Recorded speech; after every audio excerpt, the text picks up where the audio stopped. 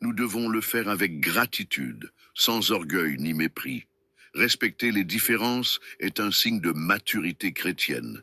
Celui qui ne mange pas de porc par conviction ne doit pas juger celui qui en mange. Et celui qui en mange ne doit pas mépriser celui qui n'en mange pas. L'amour doit être le lien qui unit les décisions individuelles à l'unité de la foi.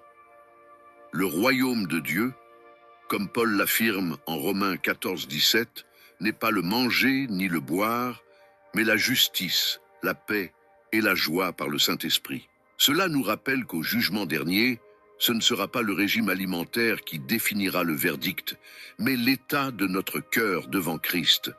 Respecter son prochain dans ses choix alimentaires, c'est obéir au commandement d'aimer son prochain comme soi-même. En marchant selon ce principe, nous montrons que l'amour est au-dessus des différences et que la communion est plus importante que le menu. Tout au long de l'histoire de l'Église, beaucoup ont tenté d'imposer des règles alimentaires comme si elles étaient une condition au salut. L'apôtre Paul a mis en garde contre cela en Colossiens 2, 16. Que personne donc ne vous juge au sujet du manger ou du boire. Ce type d'attitude, appelé légalisme, déplace le centre de gravité de la grâce vers les œuvres humaines, créant des fardeaux que Christ n'a jamais placés sur ses disciples. Le légalisme engendre des jugements hâtifs. Au lieu d'évaluer le cœur et la foi, on juge l'apparence et le comportement extérieur. Jésus a repris les pharisiens parce qu'ils se préoccupaient de l'extérieur de la coupe, tandis que l'intérieur était rempli d'impureté. Matthieu 23, 25, 26. Quand quelqu'un utilise des règles alimentaires pour mesurer la spiritualité d'un autre, il ignore l'enseignement selon lequel nous sommes sauvés par la grâce, au moyen de la foi, et non par les pratiques de la loi. De plus, le légalisme vole la liberté que Christ a acquise pour nous. Paul avertit en Galates 5, 1. C'est pour la liberté que Christ nous a affranchis. Demeurez donc fermes et ne vous laissez pas mettre de nouveau sous le joug de la servitude. Le salut ne réside pas dans ce qui entre par la bouche, mais dans la nouvelle naissance qui transforme le cœur. Au jugement dernier, Dieu jugera sur la base de cette transformation et non sur l'observance de règles humaines.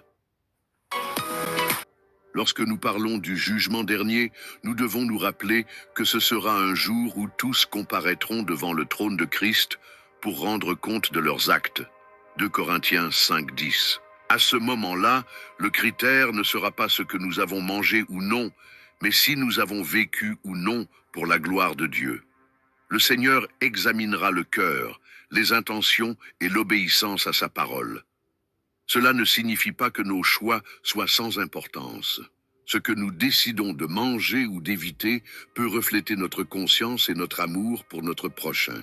Mais selon la Bible, ce ne sera pas la viande de porc qui condamnera quelqu'un, mais le rejet de Christ et la pratique délibérée du péché. C'est ce que Jésus a affirmé en Jean 3, 18. Celui qui croit en lui n'est point jugé, mais celui qui ne croit pas est déjà jugé.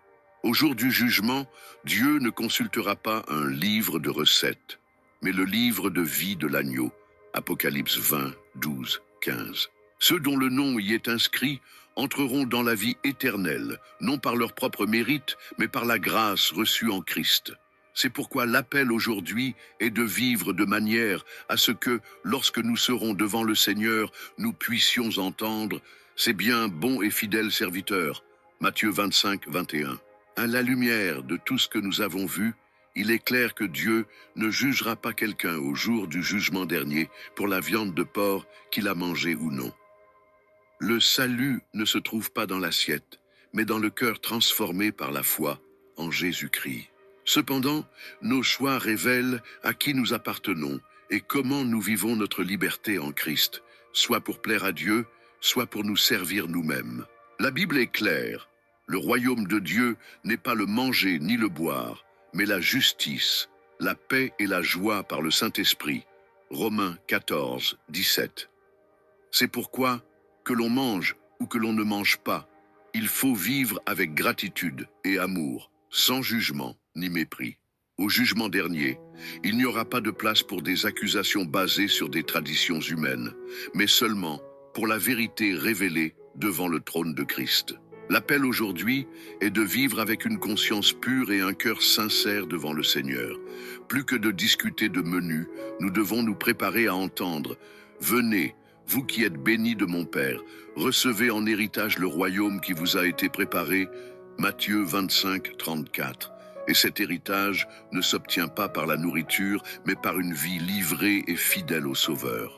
Si vous avez compris le message de cette vidéo, cliquez sur le bouton like et écrivez dans les commentaires « Seigneur Jésus, je te remercie parce que ta parole est une lumière pour mon chemin. » Amen.